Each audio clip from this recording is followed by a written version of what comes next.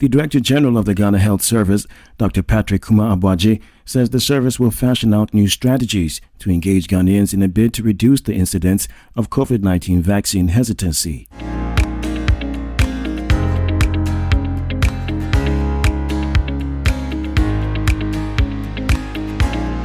Large quantities of vaccines deployed to parts of the country have expired due to the reluctance on the part of many to take the COVID-19 jabs. He added that the GHS will continue to engage Ghanaians more to ensure smooth administration of the vaccines. Large quantities of COVID-19 vaccines in the Volta region have expired amid vaccine hesitancy in the region.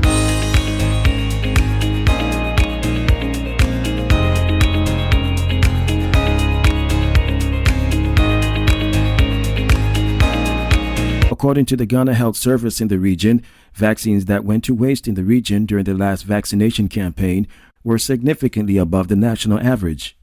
He stressed that this was, quote, unacceptable because one vaccine dose is $15. So if we're going to have that much expired, that is a lot of money lost for the country.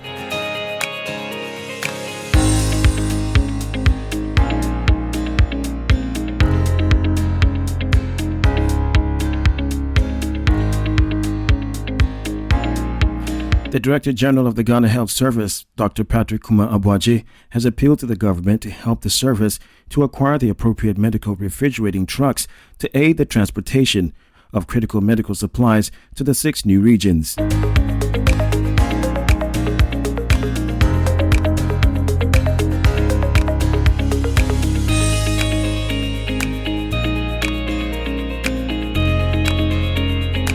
He said the new regions were faced with many challenges in terms of health care, such as vaccines that require the use of trucks with cold compartments.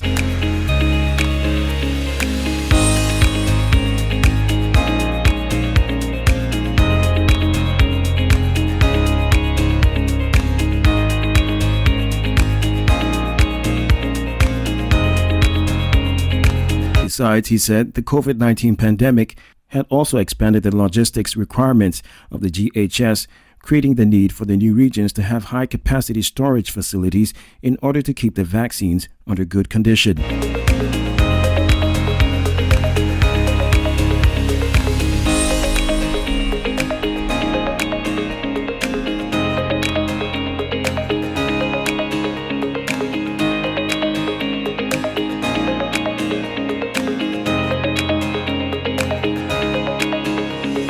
The Ghana Police Service has placed a 50,000 Ghana cedis bounty on the armed robbers who gruesomely killed 2 policemen in Zorungu in the Upper East region. This means anyone who provides information that would lead to the arrest of the robbers will be 50,000 Ghana cedis richer.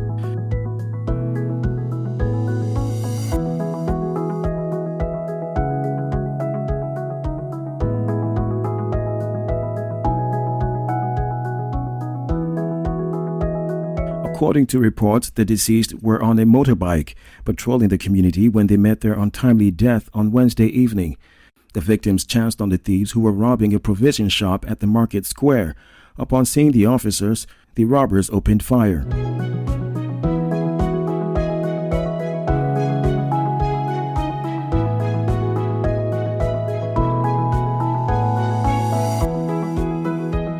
The patrol motorbike the police officers were riding on is reported to have been hit by a bullet, therefore causing an explosion and killing the duo instantly.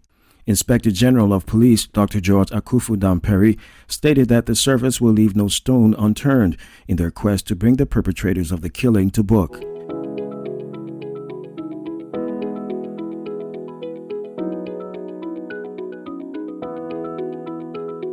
The Minister for Information, Kojo Opong Nkrumah, says the government is engaging the telecommunications companies to reduce their charges on electronic transactions. According to him, this reduction is to help the government maintain the 1.75% levy and reduce the impact of the tax on the ordinary Ghanaian.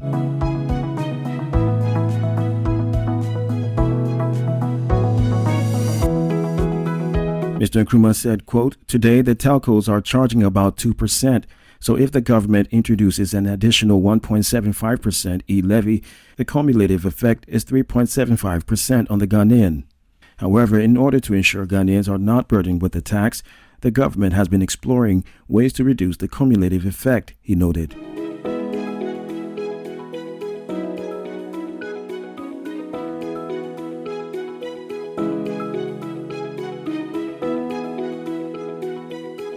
Mr. Nkrumah said, quote, "The government has been engaging with the telcos, so if the telcos reduce their 2%, and even if the government stays at 1.75%, that means the state is assured of the revenues of the 1.75%, and the net effect on the Ghanaian will still be low."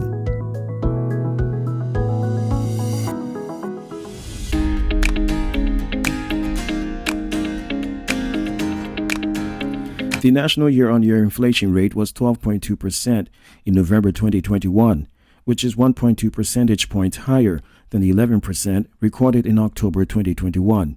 The Ghana Statistics Service, which made this known, said the month-on-month inflation between October and November 2021 was 1.4%. Housing, water, electricity, gas, and other fuels, which is 20.5%, recorded the highest inflation. At the regional level, the overall year-on-year inflation ranged from 2.7% in the eastern region to 17.2% in the upper west region. Greater Accra region recorded the highest month-on-month inflation of 2%. All regions recorded positive month-on-month inflation rates, with Upper East region recording the lowest of 0.3%. Professor Samuel Anim, government statistician speaking to journalists in Accra, said inflation hit its highest level since rebasing in August 2019, surpassing rates recorded during the COVID-19 pandemic. He said, quote, "This month food inflation of 13.1% is higher than both last month food inflation of 11.5% and the average of the previous 12 months of 10.4%.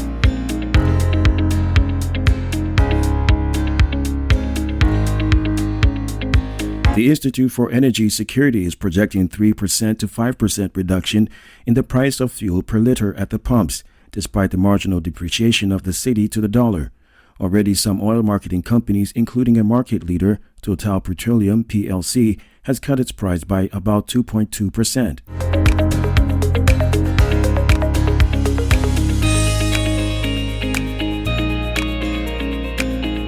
The IES is attributing the fall in petroleum prices at the pumps to a decrease in price of Brent crude on the international market. For the local fuel market, prices decreased marginally within the window under review, the IES said.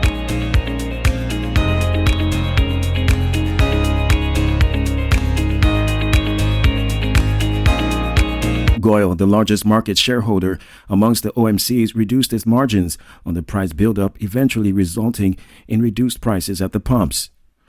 This was part of measures to cushion customers from the rising fuel prices and following demands by the Ghana Private Road Transport Union for fuel prices to be reduced.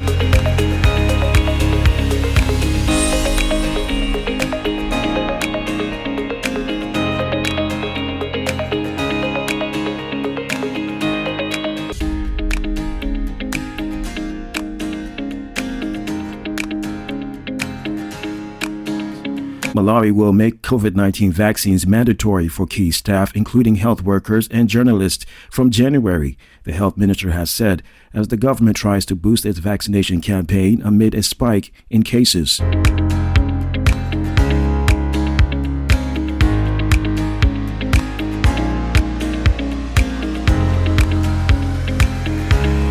Quote, "Uptake of vaccines has not been high enough towards reaching our goal of vaccinating at least 60% of eligible Malawians by the end of next year. The vaccine remains our best preventive tool," Kumbis Kandodo Chiponda was quoted by Reuters news agency as saying.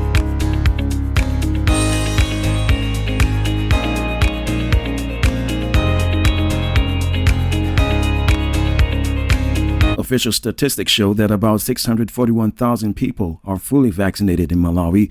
This amounts to just over 3% of the population, according to Reuters. The Southern African nation has seen a spike in daily COVID infections, with 318 new cases reported this week, compared to less than 20 on most days in recent weeks, it adds.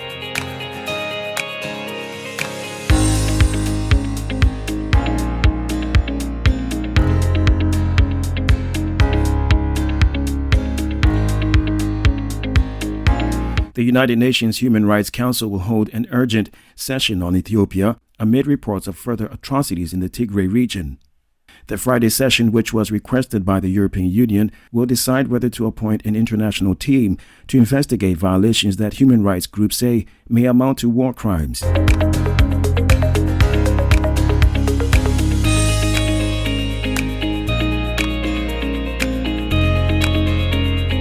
The conflict in Tigray broke out in November last year, when the Ethiopian government sent troops into the region to put down the Tigray People's Liberation Front after its fighters captured federal military bases there.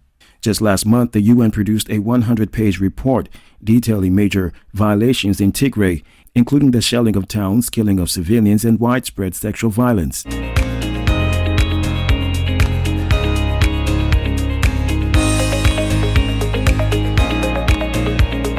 This week, Amnesty International and Human Rights Watch detailed further atrocities, mass detention, torture, and forced displacement of large sections of the Tigrayan population. UN aid agencies have limited access. Many communities are reportedly on the verge of starvation.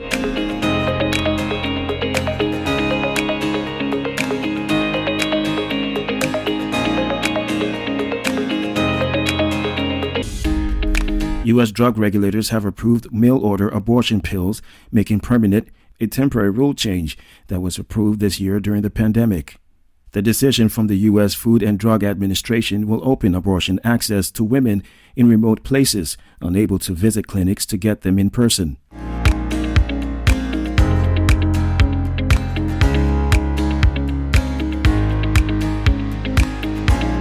But the move will be overridden by 19 states that already have rules banning mail-order abortion pills. It comes as judges consider overturning the ruling that legalized U.S. abortion. The medication, mifepristone, is approved for up to 10 weeks of pregnancy and is one of 2 pills used to end pregnancy and treat miscarriage.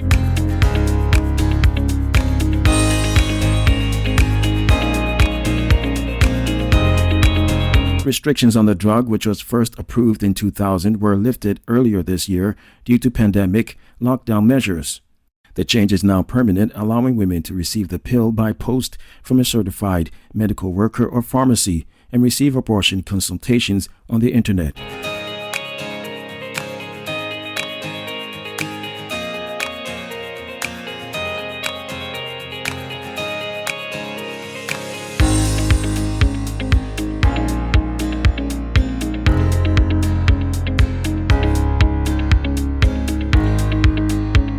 Antonio Conte has said Tottenham's mounting fixture pileup could be responsible for the Premier League rejecting the club's request to postpone Thursday's game at Leicester City and warned his players are at greater risk of injury after contracting COVID-19.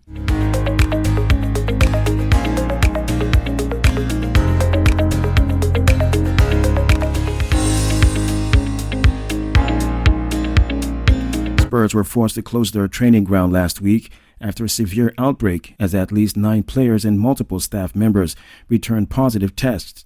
Tottenham's UEFA Conference League match against Rennes and last weekend's league game against Brighton were called off as a result.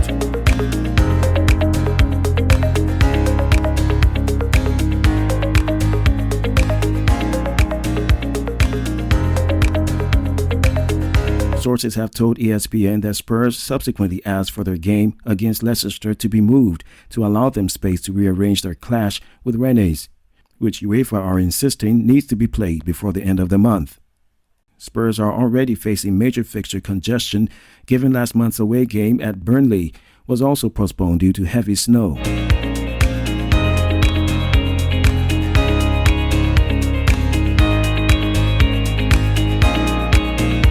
Jurgen Klopp said Liverpool still don't know when the club will release Mohamed Salah, Sadio Mane, and Naby Keita for international duty at the Africa Cup of Nations, despite the start of the tournament being less than a month away. The 24-team competition, delayed by 12 months due to COVID-19 pandemic, is due to kick off on January 9th, when host nation Cameroon plays Burkina Faso in Yaoundé.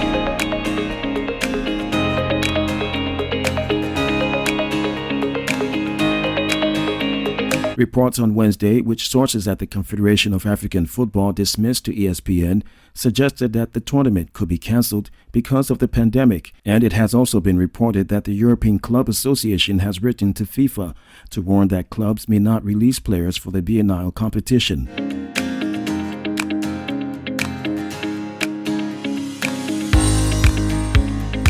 When asked at news conference about whether he believes the tournament should be cancelled, Klopp stopped short of expressing his opinion on the situation, saying, quote, "I have nothing to say. The real authorities have to decide these kinds of things. I have no idea what the situation is around the world exactly. That is how it is."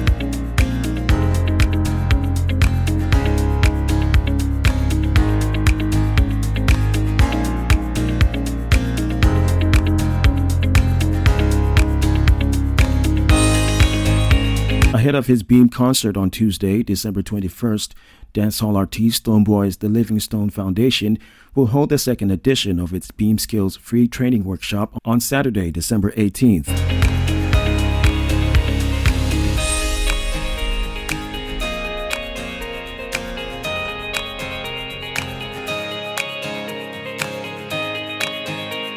The first edition of the workshop was held last year, where a limited number of participants and entrepreneurs were trained. Slated for the military police mess, El Wak Sports Stadium in Accra, this second edition seeks to equip participants with entrepreneurship skills to navigate their way through the new normal occasioned by the COVID-19 pandemic.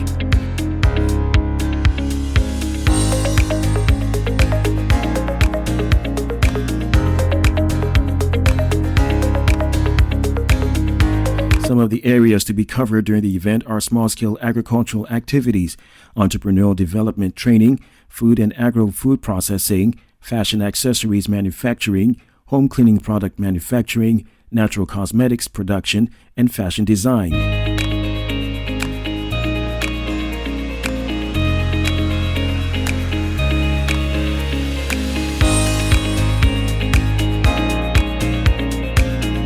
Nigeria's Burna Boy's Future in Black Sherif's Second Sermon remix has shot the Ghanaian artiste to billboards all over Nigeria.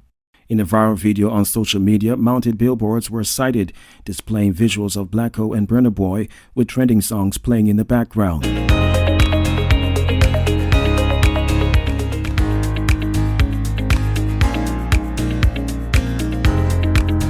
This is evident that the Ghanaian singer is penetrating into the Nigerian music market, and that is definitely good tidings to project his arts and music extensively. The song, released on December 8th, has gained over 735,000 views on YouTube and has received positive reactions since its release.